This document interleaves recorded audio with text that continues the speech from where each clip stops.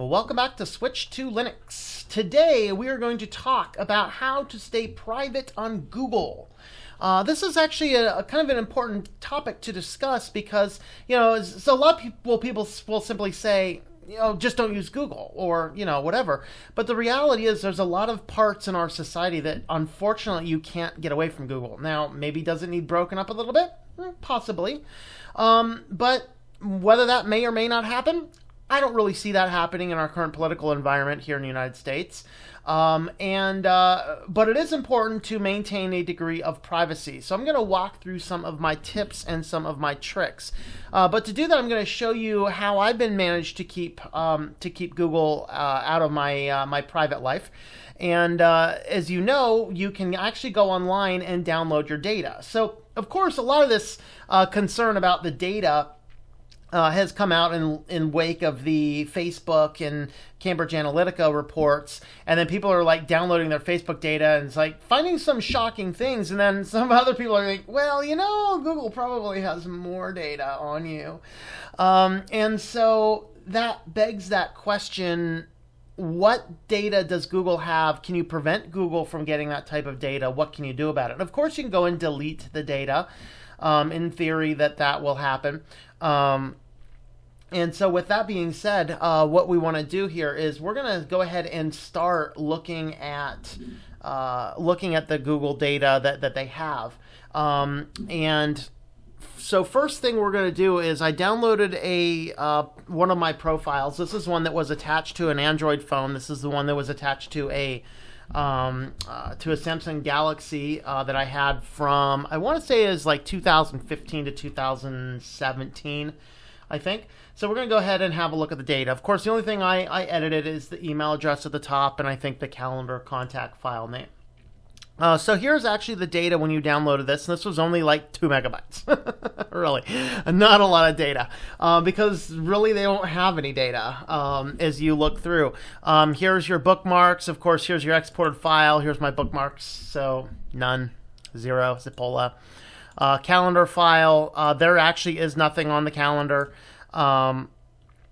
And I'm not sure the best way I can probably prove that is if I come over here and, well, I guess I exposed the email address that it isn't valid. Actually, I don't think I did because you guys couldn't see the screen. The calendar doesn't have anything on it.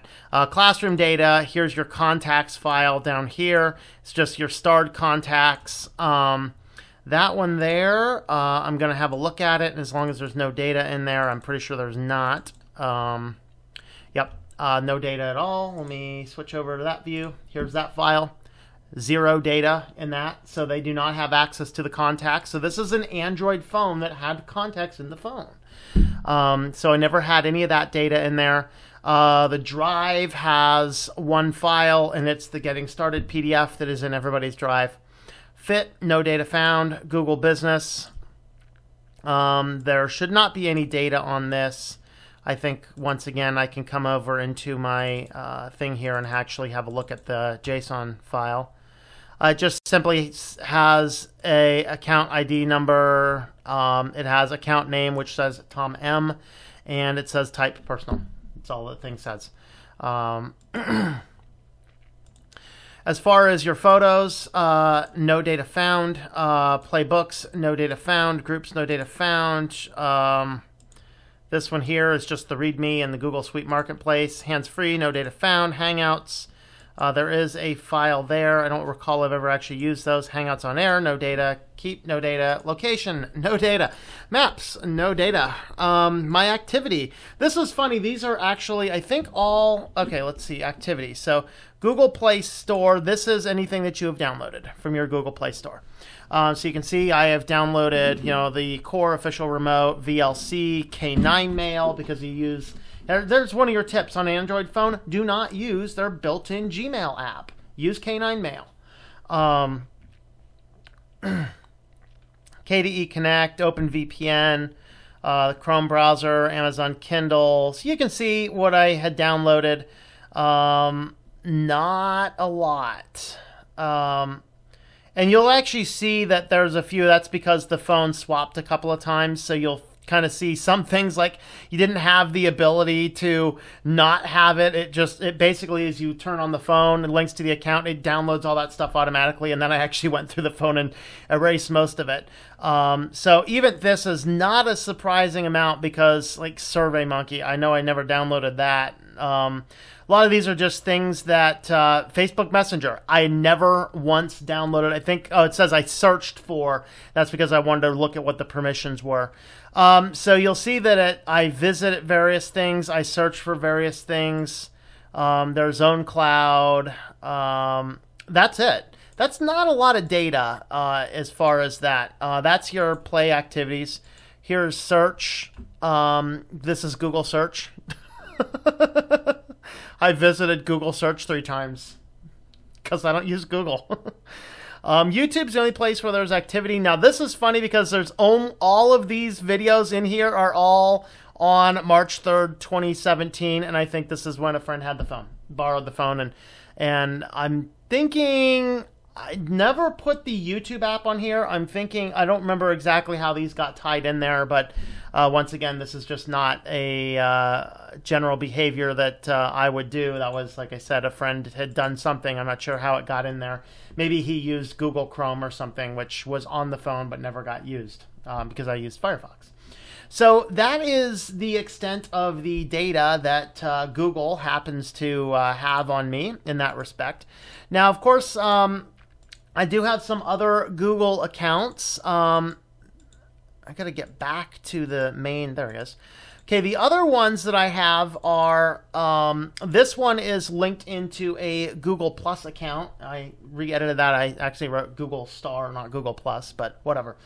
This is the one that has a little bit more data in it because this is what was linked to a Google Plus account. This is the account that got linked to my author page. This account was logged into an Android tablet, and every now and again I might have logged into a computer.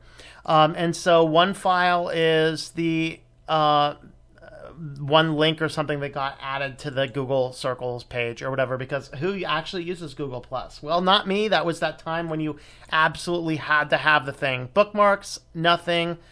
Calendar, there's nothing in there. I'm not sure where these Chrome files came from. You can see there's still nothing in the Chrome. Possibly Chrome on the tablet. I don't know, but again, I don't use Chrome, so really nothing is in there. As far as the contacts, again, there's should not be anything in that one. Let me just go ahead and have a look at the contacts file there. Yep, once again, blank file. They got nothing. Location, no data. Maps, no data. Activity, this is just Google YouTube activity. Not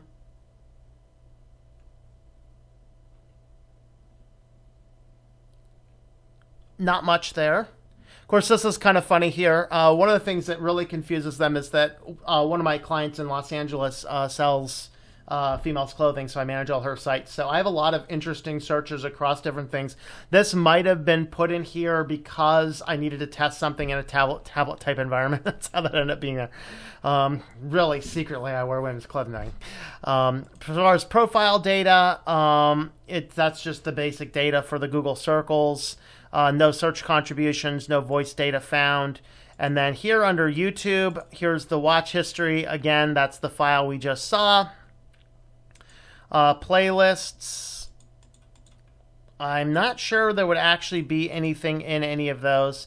These are just two different files on two different files in there in the system that were attached to the Christian channel in the first incarnation. So really, there's no data in there that is super crazy, super private. As far as this one is another one, this is one of my business accounts. So I have two different Google business accounts. Once again, you will find that there is nothing in the bookmarks. You will find that even though these are business accounts, there is no contact data. There's no drive data. Google Business might actually have a little bit of data in there because one of my businesses was listed on Google at one point in time. You see there's no photos. Nothing in there under your activity, here's just basic search history.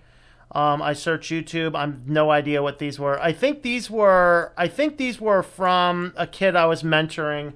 Grabbed a computer or something that must have been logged in somewhere before we had logged it out. That's what my guess is.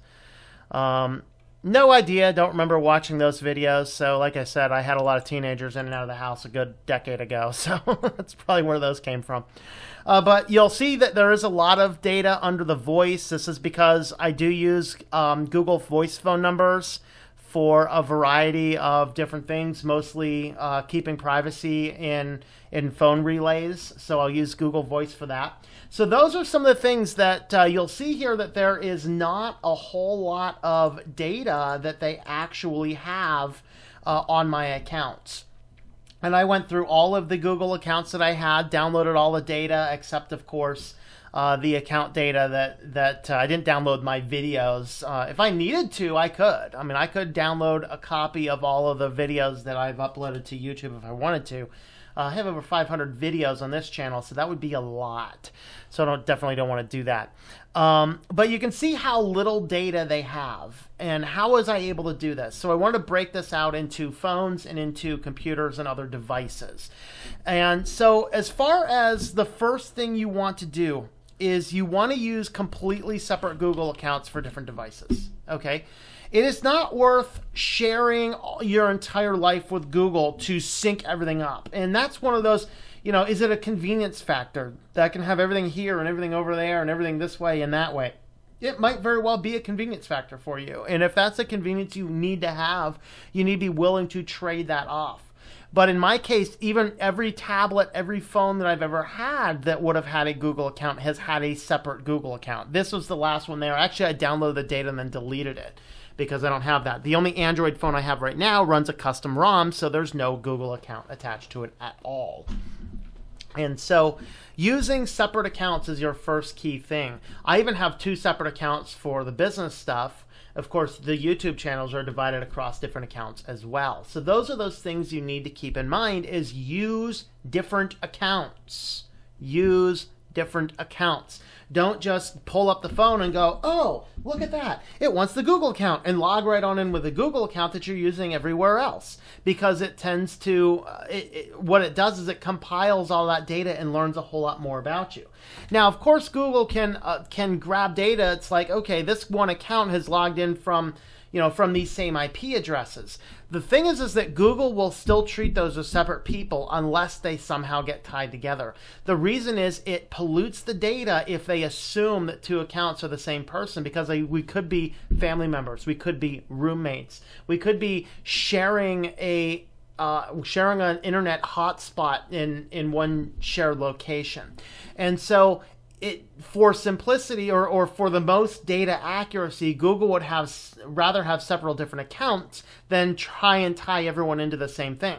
This is why my Mac computer, when I go onto YouTube, always pushes completely different video recommendations than any other computer, because it's not logged in and it sees me watching certain things from that device ID, but it doesn't link those to the same computer. So as far as they're concerned, we might not even know each other. We might just be sharing Wi-Fi. And that's one of those things you got to keep in mind, is to use different accounts. Of course, you may run into challenges where you want to keep up with things, you want to comment on videos. If you have to do that, a desktop and a device. Or just set up different accounts and just use 2 different accounts for that. The second tip you want to do is do not stay logged into Google unless you absolutely have to. I have one computer, that's the media PC over here, that is always logged in. This is the one that plays things as I'm going through. This is the one I comment on things. Of course, I have this computer I'm recording this on, which one of the user profiles stays logged into the one YouTube account, the other one stays logged into the other one, because that is the purpose of these particular computers, is to do the videos and the video work. But that brings in another point, is if you need to do that, utilizing entirely separate accounts when you are getting online versus when you don't need to be on the Google accounts, having completely separate login profiles is certainly a good option to have, if not different computers altogether. Of course, not everybody has the ability to have different computers. So if you have to be on the same computer and stay logged in, then the next tip you want to use is separate things with a different browser. Use one browser. So that's what I do on my media PC. One browser is only exclusively used for YouTube, nothing else. There's no searches, there's no anything else. It stays logged into YouTube, and that's it. For every other function, every other service, every other web search, every other everything, you use a different browser because it keeps things separate. Of course, make sure you have Flash disabled unless you absolutely have to have it, because Flash will store what are called super cookies and allow you to share data between different browsers. So blocking that is going to give you an extra degree of privacy. So different computers if you can, different user accounts if you can. If you can't do that, certainly use different browsers. Only stay logged in if you absolutely have to. And that raises the next point is, if you don't always have to keep your system logged in, and most of you don't, most of you it's just a convenience factor, only log in as an incognito or a private window. If you're using a Chromium based, it would be called an incognito window. If you're using a Firefox base, it would be a private window. And then there's, different things under different cases. So using different accounts, never stay logged into any Google accounts.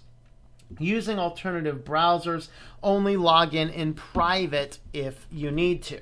Now that's kind of your computer use. Let's talk about your smartphones. Of course, if you don't have to have an Android, like Google's version of Android on this, don't do that. If you have the technology, the expertise, the ability, putting a custom ROM on your phone and avoiding Google services altogether is one of the best things to do. This phone here, Google has never touched it. It is a virgin Google device. And I will not log in under Google. That doesn't mean I don't watch YouTube videos. I mean, if you want to watch Switch to Linux videos, you can go and go to youtube.com, type in Switch to Linux, and you can see everything I've just posted recently without actually having to log in. So that's, of course, one of those options for you is to simply not log in to the phone. Keeping Google services off your devices. How do you manage your email? Well, don't use Gmail. You do not have to have a Gmail account to use Google. A lot of people don't know that. They've really pushed and tried to make sure everyone has that Gmail account. You don't have to. You can hook up any old email address to a Google account. That's what will allow you that if you can buy a domain name for a couple bucks a year and buy a hosting, which is certainly less than $100 a year, manage all your email on those platforms like that, you can set up separate accounts for everything, a completely separate email address for everything. It is the best way to go. I do not have a single Gmail account, and I never have. I've had a few Google accounts that were work-related things that I didn't have to set up. It was just companies I was working with that required it, and they set it up, they managed it, all that kind of stuff. I would use it, but that was about it. Everything else, you use Google with a completely separate email address. Don't use Gmail for all of your stuff because they're grabbing all of that information. That's why you'll actually kind of see that Gmail is actually completely missing from all of these things I showed you because I don't have it. Okay.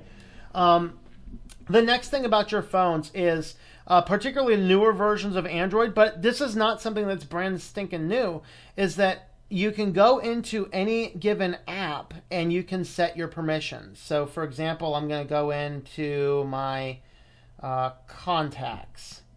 All right. Now, of course, I'm using Lineage. I'm not using Google. But if you go into your contacts on, I think Android 6 and later, it might be 7 and later, but I think it's 6 and later, you'll have the ability to go in and toggle these switches on and off. Now, some applications will crash the app if you don't use it, and I think that's a little kind of scary. You'll notice location is turned off everywhere.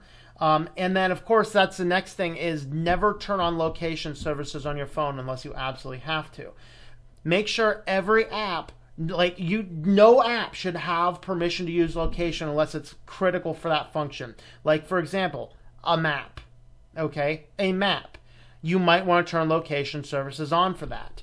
Like what you do is you allow the map to access the location, but you only turn on location services when it is required. Now, of course, people will be like, well, they still know where you are from blah, blah, blah. Shut up.